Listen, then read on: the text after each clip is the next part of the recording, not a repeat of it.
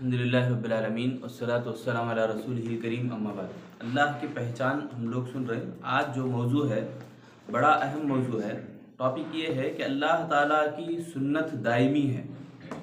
اللہ تعالیٰ کی سنت دائمی ہے، کوئی تبدیلی نہیں ہونے والی۔ سنت کا معنی طریقہ، اللہ کا جو طریقہ ہے، یا ایسا بھی ہمیں بول سکتے ہیں اللہ کے جو فیصلے ہیں وہ کبھی بھی بدلتے نہیں، اس کے اندر تبدیلی نہیں آنے والی۔ پہلی آیت جو میں یہاں لکھا ہوں انعام کی، اس آیت میں اللہ تعالیٰ فرماتے ہیں وَإِن تُطِعْ أَكْثَرَ مَن فِي الْأَرْضِ يُضِلُّوكَ عَن سَبِيلِ اللَّهِ إِن يَتَّبِعُونَ إِلَّا الظَّنَّ وَإِنَّهُمْ إِلَّا يَخْرُصُونَ۔ بڑی پیاری آیت ہے، انعام کی آیت ہے۔ اس میں اللہ تعالیٰ فرماتے ہیں اے نبی، آپ ان لوگوں کی جو دنیا میں زیادہ ہیں، اگر آپ ان کی پیروی کریں گے، ان کی بات سنیں گے تو وہ آپ کو گمراہ کر دیں گے، آپ کو وہ گمراہ کر دیں گے، کیونکہ یہ لوگ گمان پر اپنی پیروی کرتے ہیں، یہ لوگ گمان کی پیروی کرتے ہیں اور جھوٹ بولتے ہیں۔ دیکھو یہاں نوٹ کرنے کی دو باتیں ہیں، دو باتیں، یہ دو باتیں یعنی گمان کی وہ پیروی کرتے ہیں اور جھوٹ بولتے ہیں۔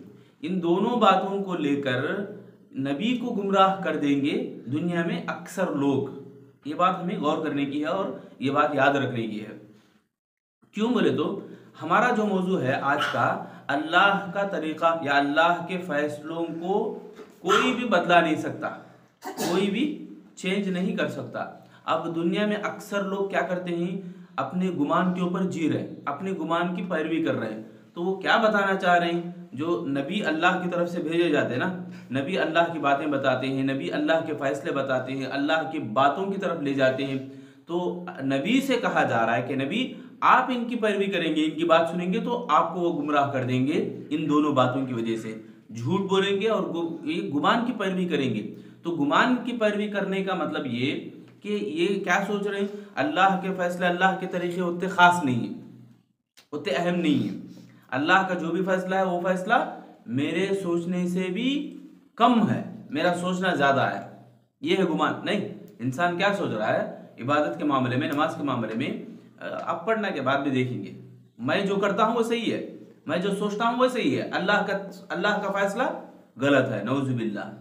تو یہ بات ہے اس آیت میں نوٹ کرنے اور غور کرنے والی بات یہ کہ گمان کی پیروی کرنے کا معنی یہ کہ یہ اللہ کے طریقے کے اوپر، اللہ کے فیصلے کے اوپر اپنا فیصلہ ڈال رہا ہے، جھوٹ بات بول کے، جھوٹی باتیں بتا کر۔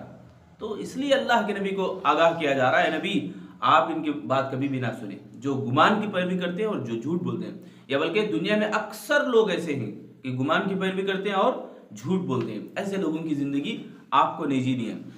تو اس کے فوراً بعد سبحان اللہ ہمارے یعنی غور و فکر کرنے کے بعد ہماری زبان سے آیت ضرور نکلتی ہے، جو آیت فاطر 40/3 آیت نمبر فَلَن تَجِدَ لِسُنَّتِ اللَّهِ تَبْدِيلًا۔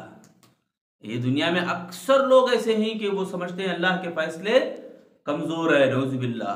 اللہ بول رہا فَلَن تَجِدَ لِسُنَّتِ اللَّهِ تَبْدِيلًا، آپ اللہ کے طریقے کو، اللہ کے فیصلے کو کبھی بھی بدلا ہوا نہیں پائیں گے، کبھی بھی اس کے اندر چینج ہوتے ہوئے نہیں پائیں گے۔ بلکہ اللہ تعالیٰ بھی کبھی بھی اپنے فیصلے کو پیچھے نہیں لینے والا۔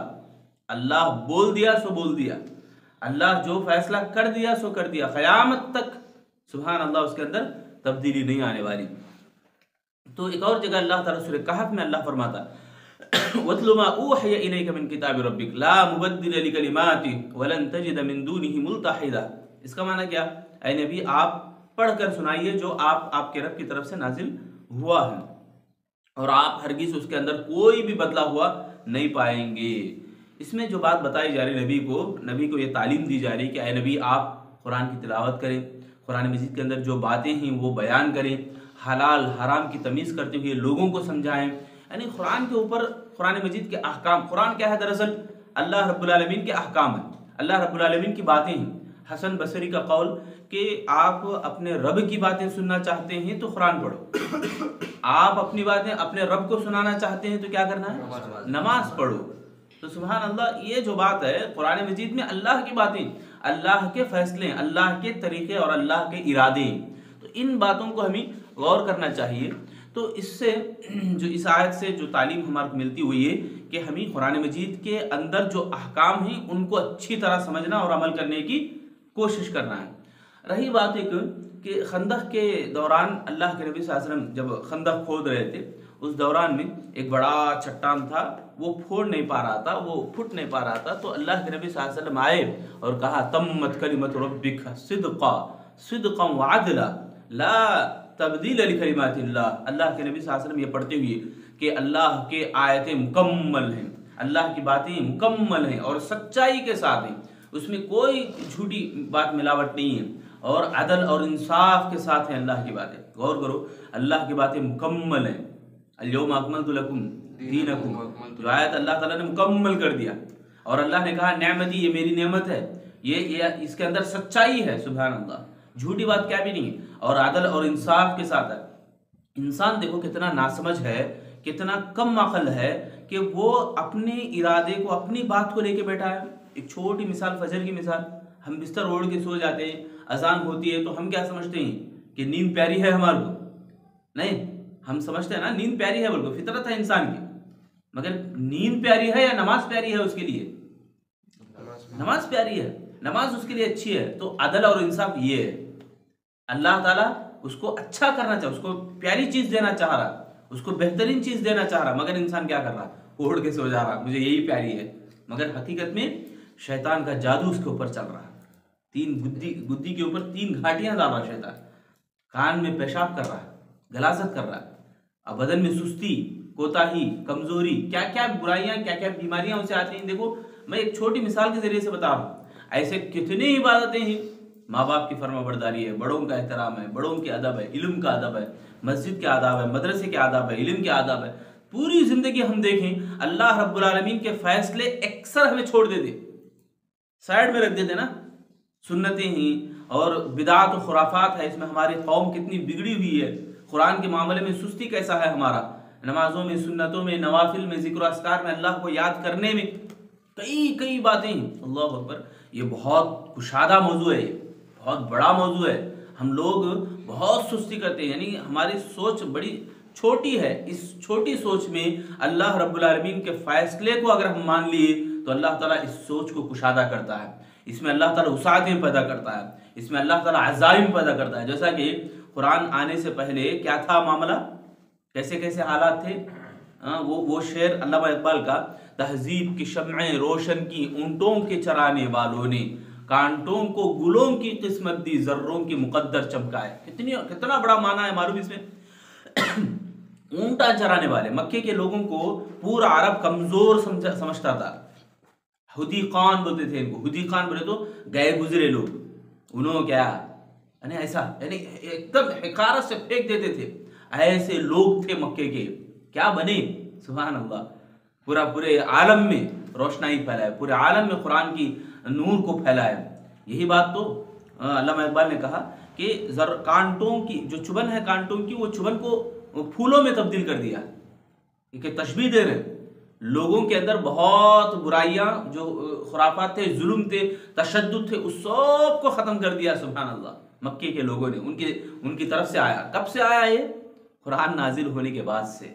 تو مجھے اور آپ کو بھی چاہیے کہ قرآن جو اللہ کا فیصلہ ہے، اللہ کا طریقہ ہے، اس طریقے کو ہم اپنائیں، اس طریقے کو نہ بھولیں، سستی نہ کریں، کمزوری نہ دکھائیں اس معاملے میں کہ اللہ کا فیصلہ ہے تو مجھے اب کیا بھی دوسرا کام نہیں ہے، اذان ہوئی تو اس کے بعد مجھے دوسرا کام نہیں ہے میرے لیے، بس نماز پڑھنا ہے، فکر ہے نماز کی، عبادت کی، بس یہ ایمان ہمارا ہونا ہے، یہ تڑپ ہماری ہونا ہے۔ یہاں یہ نہیں کہ ہمیں عادت کے مطابق پڑھے، ایسی بات نہیں، ایمان کو جگانے والی بات کیا معلوم، عبادت ہمیں کرنا ہے، کسی حال نہیں چھوڑنا ہے، اگر میں یہ چھوڑوں تو میرے لیے عذاب کو مولنے کے برابر ہے، یہ خوف ہمارے دلوں میں ہونا ہے۔ تو بہرحال یہ چند باتیں تھیں، اللہ تعالیٰ رسولوں کو بھیجا یہی طریقہ دے کر، اللہ تعالیٰ کہتے ہیں سنت من قد ارسلنا قبلک، یعنی تمہارے سے پہلے اے نبی جتنے بھی لوگ آئے اسی سنت کو، اسی طریقے کو لے کر آئے۔